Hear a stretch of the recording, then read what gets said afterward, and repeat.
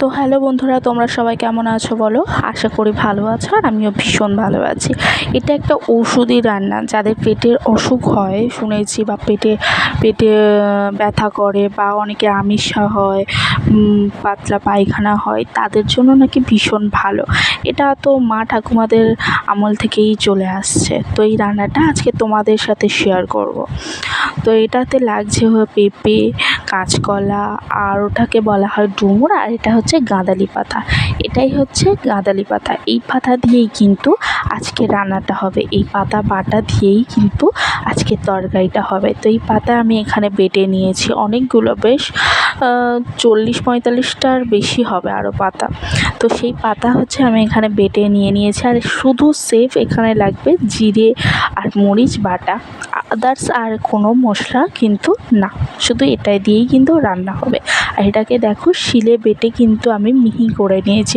মিক্সিতে বাটতে পারতাম, কিন্তু মিক্সিতে বাটলে যেন বাটাটা ঠিক হয় না, তো এটা শিলে বেটেই করেছি। এখানে আমি কেটে নিয়েছি, দেখো এখানে কেটে নিয়েছি পেঁপে, কলা, আলু, আর এখানে হচ্ছে ডুমুর। এই যে ডুমুর, এটা কিন্তু মেন, এটা কিন্তু ভীষণ ভালোও লাগে খেতে। এই ডুমুরটা কেটে, মানে এই ভিতর থেকে যে বীজগুলো, সেই বীজগুলো আমি বের করে নিয়ে এটাকে ভাবিয়ে রেখে দিয়েছি লবণ দিয়ে। আর এখানে হচ্ছে দিয়েছি পেঁপে, কলা আর আলুটাকে একটু ভাবাতে দিয়ে দিয়েছি। তোমরা যদি চাও যে না ভাবানো, তাহলে নাই করো। তোমরা এমনি জাস্ট তেলেতে সবজিগুলো দিয়ে মানে কষে নিয়ে জল ঢেলে দিতে পারো। তো আমি ভাবলাম যে একটুখানি ভাবিয়েই নিই, তো তাই আমি ভেবে নেওয়ার জন্য এখানে লবণ আর হলুদ দিয়েছি। দেখতেই পাচ্ছ বন্ধুরা, সব কি সুন্দর ফুটে উঠেছে। সবজিগুলো এভাবে একটুখানি, বেশিক্ষণ না, কিছুক্ষণের জন্য জাস্ট একটুখানি ভাবিয়ে নেওয়া হবে। তো ভাবিয়ে নিয়ে দেখো এখানে কলাগুলো কেমন হয়ে গেছে। এটা হচ্ছে কলার একটু ছাল ছিল, তার জন্য একটু কালো কালো লাগছে। তো এভাবে ভাবিয়ে নিয়েছি, আর ধোঁয়া উঠছিল, তাই ক্যামেরাতে আসছিল না।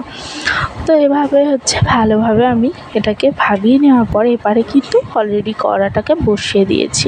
তো কড়াই বসিয়ে দেওয়ার পর কিন্তু এখানে আমি সর্ষের তেল, আর একদম বন্ধুরা অল্প তেলেই রান্না করবে।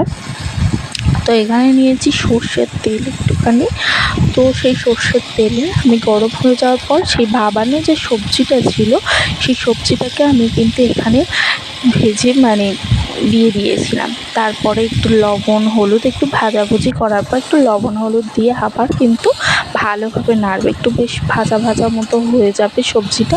তবে বন্ধুরা বেশি তেল দেবে না, অল্প, একদম পুরো সামান্য তেল দিয়েই কিন্তু এটাকে ভালোভাবে ভাজতে হবে। ভেজে টেজে নিয়ে একদম সবজিগুলো, তারপরে ডুমুরটাকেও দিয়ে দেবে। ডুমুর কিন্তু বেশ ভালো লাগে। তো এটা ভালো করে কষাতে হবে। তো আমার একদিকে হাতে হচ্ছে ফোন, আর একদিকে তো খুন্তি, তো তার জন্য আমি সত্যিই করতে পারছিলাম না, তোমাদেরকে দেখাতে পারছিলাম না। যতটুকু একটু একটু করছিলাম ততটুকুই তোমাদের সাথে একটু দেখিয়ে দিলাম। তো এভাবে কিন্তু ভালোভাবে কষবে, ঠিক আছে? ভালো করে একদম পুরো এপার ওপার করে ভালো করে কষতে হবে।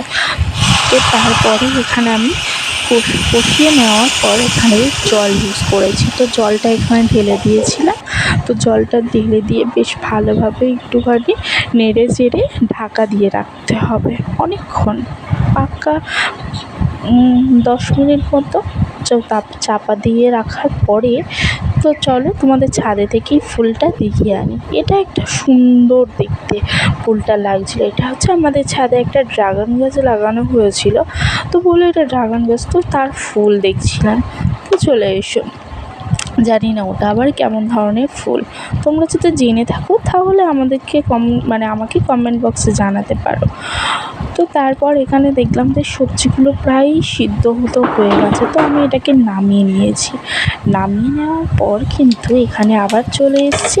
এখানে ফোড়নে দিয়েছিলাম শুকনো লঙ্কা। তোমরা ছাড়া নাও দিতে পারো, এখানে কাঁচা লঙ্কা ইউজ করতে পারো। 5 ফোড়ন, তেজপাতা, শুকনো লঙ্কা আর জিরে মরিচ বাটা দিয়ে ভালোভাবে নেড়ে নিয়ে তারপরে কিন্তু ওই গাঁদালি যে পাতাটা বললাম, ওই যে ঔষধি পাতাটা, ওই ঔষধি পাতাটা কিন্তু ভালোভাবে এরকম নেড়ে নেব।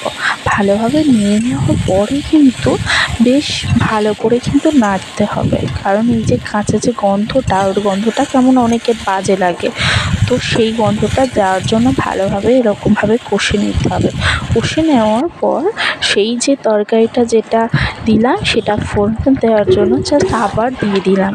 তো দিয়ে দেওয়ার পরে কালারটা দেখছো সবুজে সবুজ হয়ে গেছে, কারণ বাটাটা অনেকটাই এটা দেখতে হয় সবুজ কালারের। তো তরকারিটা এটা হচ্ছে ঔষধি খাবার। তো এভাবে হচ্ছে ফুটিয়ে নেওয়ার পর একটু চেক করে দেখবে যে লবণ হয়েছে কি না। তো শেষমেশ আমার রেডি হয়ে গেল এই রান্না। আর এই রান্না কিন্তু খেতেও ভালো লাগে, আর মানে পেটের সমস্যাও দূর হয়ে যায়। পেটের সমস্যা যদি থেকে থাকে সেটাও দূর করে, প্লাস এটা হচ্ছে খেতেও সুস্বাদু, মনে হয় যেন সব ভাতটা এই দিয়েই খাওয়া হয়ে যাবে।